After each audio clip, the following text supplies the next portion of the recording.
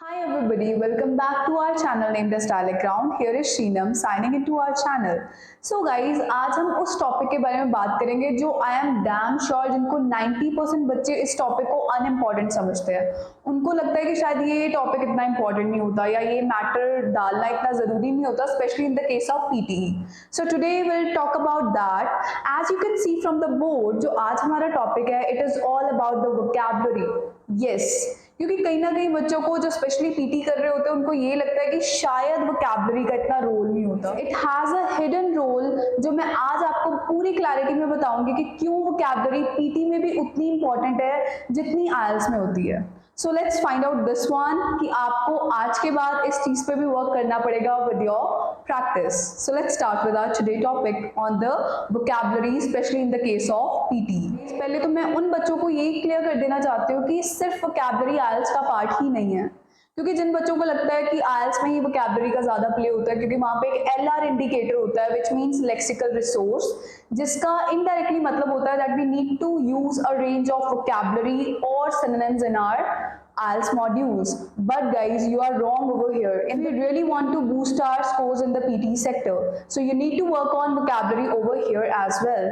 So we'll talk about this कि vocabulary कौन-कौन से मॉड्यूल में लगती है, कहाँ पे इसका रोल बिल्कुल स्ट्रॉन्ग हो जाता है। So we'll talk about today on this topic. First of all, what do you mean by vocabulary, guys? आपको क्या समझ में आता है when you have this word in front of you, vocabulary or synonym?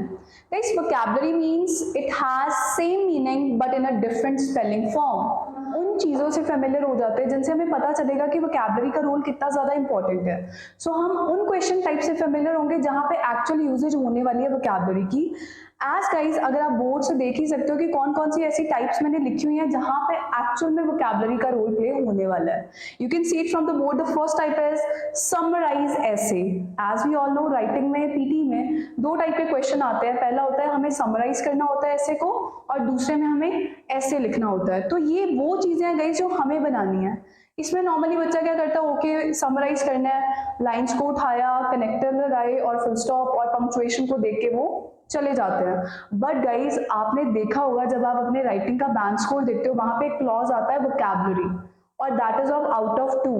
तो अगर आपने उनमें से लाइंस तो उठा ली, बट अगर आपने उनके सिनोनिम्स बेटर प्रायोरिटी वाले नहीं यूज करे, you will not get the band of the vocabulary. So it's very important in the case of summarise essay and in the written essay आपको वोकैबुलरी चेंज करनी है।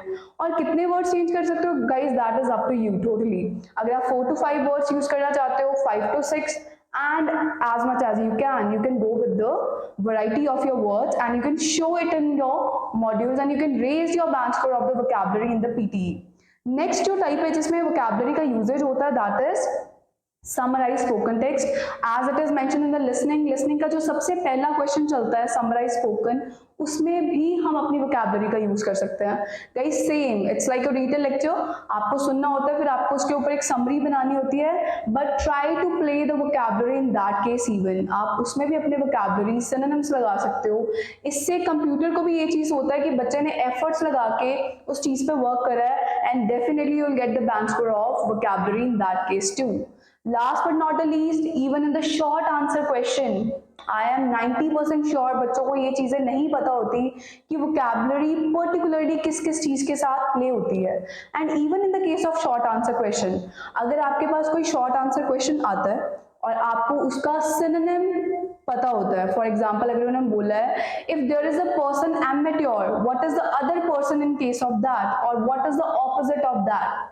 तो हमें पता है एमेट्योर का मतलब होता है फ्रेशर, तो उसका ऑपोजिट क्या होगा, प्रोफेशनल, एक्सपर्ट और एक्सपीरियंस पर्सन। तो आप उन केसेस में भी वोकैबुलरी का प्ले कर सकते हो। इट्स नॉट अबाउट कि आपने वो पर्टिकुलर वर्ड ही बोलना है, अगर हमें पता है कि इसका सिनोनिम ही होता है, even we can go for that. So these are the particular that type जिसमें हम अपनी वोकैबुलरी और सिनोनिम्स का यूज कर सकते हैं और अपना ओवरऑल बैंड स्कोर इंक्रीज कर सकते हैं, जिसके बारे में हम आगे डिस्कस करेंगे। सो गाइज, मेरे बार बार हाईलाइट करने का मतलब क्यों था वोकैबुलरी को, कई बार आपने देखा है जब भी किसी आपके फेमिलियर फ्रेंड का किसी का रिजल्ट आता होगा, जब वो अपने लिसनिंग, रीडिंग, राइटिंग, स्पीकिंग के स्कोर काउंट करता है और उसकी एवरेज निकालता है, और वो उसके ओवरऑल से बिल्कुल डिफरेंट होती है, मतलब कम होती है या ज्यादा होगी, सो उसका एक मेन रीज़न होता है guys this one. I am pretty much sure कि काफ़ी बच्चों को ये चीज़ की नॉलेज नहीं होती कि वो ओवरऑल कैसे चेंज होता है, क्योंकि आज में तो नॉर्मली क्या होता है कि चारों मॉड्यूल की एवरेज निकाल के ओवरऑल पता चलता है भाई ये 6 है, ये 6.5 है। बट गाइज आपने कभी ये देखा होगा कि आज से 2-3 साल पहले जब हमारा TRF निकल के आता था PT का, तो उसके नीचे लिसनिंग, रीडिंग, राइटिंग, स्पीकिंग के अलावा ये 6 मैटर्स वहाँ पे गिवन होते थे, जिसको हम कहते हैं enabling skills. means the grammar, oral fluency, pronunciation, spelling, vocabulary, written, discourse. अब आपका enabling skills से क्या मतलब? Now, what do you mean by enabling skills, guys? Enabling skills का मतलब होता है कि अभी भी आपके पास जब आप मॉड्यूल्स कर रहे होते हैं, you have that capability जिससे आप अपने स्कोर्स को और ज़्यादा बूस्ट कर सकते हो, और ज़्यादा एनेबल कर सकते हो, और ज़्यादा एक्टिवेट कर सकते हो। तो वो 6 चीज़ें हैं जो computer side by side calculate कर रहा होता है कि जब आप अपने मॉड्यूल्स परफॉर्म कर रहे हो कि आपका ग्रामर कैसा जा रहा है ओवरऑल, आपकी oral fluency specially in the speaking part कैसी जा रही है, आपकी प्रोनाउंसिएशन कैसी थी, आपने स्पेलिंग्स कितने गलत करे हैं, आपकी वोकैबुलरी पार्ट कैसा था, और आपका रिटन डिस्कोर्स कैसा है। जो कि आजकल के TRF में ये चीज़ें हाइड कर दी गई हैं, बट ऐसा नहीं है कि ये काउंट नहीं होता, ये काउंट अभी भी होता है, बट ये फॉर्मेट चेंज हो गया कि आपको सिर्फ ये 4 मॉड्यूल ही दिखाए जाते हैं। बट गाइज इसका बहुत मेजर कॉज है बिहाइंड दैट कि ये चीज़ें भी अभी भी उतनी इंपॉर्टेंट है जितना listening, reading, writing, speaking. So guys आज हम बात कर रहे हैं specially in the vocabulary, will also cover up the other parts, but आज सिर्फ हम वोकैबुलरी की बात कर रहे हैं कि कैसे वोकैबुलरी यहाँ पे काउंट होती है। अभी हमने डिस्कस करा कि कौन कौन सी टाइप पे वोकैबुलरी का यूज होता है। सो गाइज जब भी आप मॉड्यूल्स कर रहे होते हो, आपको लगता है शायद जब वोकैबुलरी का क्लॉज आता है, they just mention okay out of 2 you'll get 1.0 or 0.5 और 0, right? But in the rest of the part आपका यहाँ पे वोकैबुलरी काउंट जा रहा होता है। आपको लगता है चलो ओके 1 बैंड तो मिल गया, 0.5 आ गया, 2 मिल गए, दैट्स इट। नो गाइस, आप जितना वोकैबुलरी का प्ले करोगे, जितने सिनोनिम्स अपने स्ट्रांग रखोगे, आपका वोकैबुलरी का एनेबलिंग स्किल उतना ही स्ट्रांग होगा। और सब में आपको पता है कि सब में 90 आउट ऑफ मिलते हैं आपको स्कोरिंग। अगर आपका ओवरऑल वोकैबुलरी जहाँ पे काउंट हो रहा है वो अगर 65, 70 जितना भी अबव रहता है, आपका ओवरऑल उतने ही बढ़ने के चांसेस होते हैं। सेम विद दैट आप बाकियों के साथ भी वैसा ही सेम प्ले कर सकते हो अगर आपको वोकैबुलरी समझ आ गया कि मैम ने वोकैबुलरी कैसे समझाने की कोशिश करी है। So guys it's not about कि हमें 2 कंटेंट में से 1 मिल गया so we should be satisfied with that. No, आपको ओवरऑल पे ध्यान देना पड़ेगा कि कहाँ कहाँ पे वोकैबुलरी जितना प्ले कर सकते हैं we need to go with that, क्योंकि मेरे को पता है कि एक एनेबलिंग स्किल का अलग इंडिकेटर है वोकैबुलरी का जिसपे मेरे को फुल फोकस करना है। तो जहाँ पे मैं 4 सिनोनिम्स डाल रही हूँ, मेरे को वहाँ पे 5th सिनोनिम पे भी वर्क करना पड़ेगा। जितने ज़्यादा हम प्ले कर सकते हैं उतना प्ले करो, बिकॉज जितना स्कोरिंग बढ़ेगा आपका 90 आउट ऑफ में से, आप उतना ही ओवरऑल भी अपना रेस कर सकते हो। So guys I hope you understand this कि वोकैबुलरी भी बहुत इंपॉर्टेंट टॉपिक है while doing PT as well. तो आपको इन चीज़ों का ध्यान रखना पड़ेगा। Don't satisfied on the things कि ओके 2 में से 1 आ गए, 1.5 आ गए वोकैबुलरी में, ओके इट्स ओके, बट नहीं, आपको ये चीज़ का पता होना चाहिए कि लास्ट तक हमारा एक एनेबलिंग स्किल काउंट हो रहा है। Same with the other cases, grammar भी ऐसे ही ओवरऑल काउंट होती है, ओरल फ्लुएंसी भी आपकी काउंट होगी, प्रोनाउंसिएशन भी, स्पेलिंग भी, और रिटन डिस्कोर्स भी। तो आप सिर्फ इन चीज़ों के ऊपर मत जाओ जब भी आप क्लासेस में प्रैक्टिस करते हो कि चलो यहाँ पे तो बैंड्स आ गए, कंटेंट में मिल गए, स्ट्रक्चर में मिल गए, बट आपको ओवरऑल चीज़ों का भी ध्यान रखना है। It is not limited to this part only, आपको ओवरऑल चीज़ों पे वर्क करना है and definitely you will boost up your score of PT in that case. ये तो बड़े अच्छे से पता चल गया कि वोकैबुलरी यूज़ करनी है, बहुत सारी वोकैबुलरी यूज़ करनी है, ओके। बट एक और चीज़ आपको ध्यान में रखनी है व्हाइल यूजिंग द वोकैब। पहले चीज़, जब भी आप वोकैबुलरी वर्ड को चेंज करो, यू मेक श्योर कि आपका वो वर्ड हैवी होना चाहिए जो ऑलरेडी वहाँ पे था। फॉर एग्जाम्पल, अगर आपका वहाँ पे वर्ड लिखा हुआ है expansion, right, like the technology is expanding day by day, तो अगर आप उस एक्सपैंड को चेंज कर रहे हो, आपको उससे हाई प्रायोरिटी वर्ड चूज करना पड़ेगा, ना कि उससे लो। तभी आपको वोकैबुलरी के एग्जैक्ट बैंड मिलेंगे। Yes, if you really think कि एक्सपैंड से ऊपर वर्ड डेवलपमेंट आता है, ओके, या ग्रोथ आता है या ब्रेक थ्रू आता है, आप तभी उस चीज को चेंज करना।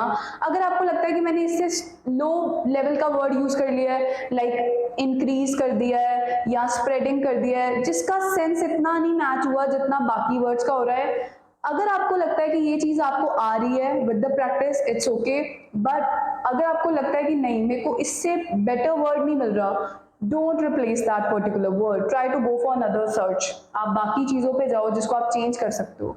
तो जब भी वोकैबुलरी को चेंज करना है, उसको हाईली प्रायोरिटाइज वर्ड से ही चेंज करना है। You need to keep this in your mind while changing your vocabulary words. The second thing that you need to focus on guys, don't change the main subject. Yes, जब भी आप vocabulary change करते हो, ध्यान में रखना है कि मेन सब्जेक्ट को चेंज नहीं करना। फॉर एग्जाम्पल, अगर आप राइटिंग ऐसे कर रहे हो, उसमें क्लाइमेट चेंज आ गया, guys don't change that main subject. मैं काफी बार ये बच्चों को देखती हूँ जो बिगिनर होते हैं, वो क्लाइमेट चेंज के चेंज को भी चेंज करने लग जाते हैं। Sorry, it's a lot of change. Climate change को भी बदलने लग जाते हैं। No, when you know it's a particular subject, यही इशू है जिसके बारे में बात हो रही है, उसको मत रिप्लेस करो, क्योंकि शायद ये आपके एग्जामिनर को या कंप्यूटर को मिसगाइड कर दे। तो जब भी मेन सब्जेक्ट आता है, फॉर एग्जांपल क्लाइमेट चेंज आ गया है या एनवायरमेंटल पॉल्यूशन आ गया है या आपको किसी इंटरनेट के बारे में बात आ गई है, तो डोंट रिप्लेस दैट। गाइस, बहुत सारी ऐसी चीजें आएंगी, पूरा 200 to 300 वर्ड का आपने ऐसे लिखना है। So there will be a lot of opportunity where you can change your synonyms, but don't replace the main subject. That is my recommendation to you, क्योंकि शायद ही आपके कंप्यूटर को जो भी चेकिंग क्राइटेरिया में उसको मिसगाइड कर सकता है। So never ever change the main subject in the case of your vocabulary. Always change the vocabulary जब आपको पता चल रहा है कि इससे ये प्रायोरिटाइज वर्ड है, so I have to use that. So this is another thing that you need to keep in your mind. So at the last, जैसे कि मैं हर बार कहती हूँ, practice makes everyone perfect guys. हर चीज बाय द डे और नाइट नहीं आ जाती, आपको उस चीज के ऊपर प्रैक्टिस करना पड़ेगा, वोकैबुलरी की क्लासेस लगानी पड़ेंगी, सेशंस को सुनना पड़ेगा, तभी जाके आपकी वोकैबुलरी इंप्रूव होगी। मैं नहीं कहती कि बहुत सारे वर्ड्स लर्न करो for the case of vocabulary, just learn 1 or 2 for one particular word. So जितना आप लर्न करते जाओगे, आपकी नॉलेज उतनी एक्सपैंड करेगी और आप अच्छे से उन चीजों को परफॉर्म करोगे। And yes, if you're really liking our video, do subscribe, like and comment on our channel if you're really liking our context regarding your knowledge. So here is Sheenam signing off from the Dialect Ground. Take care.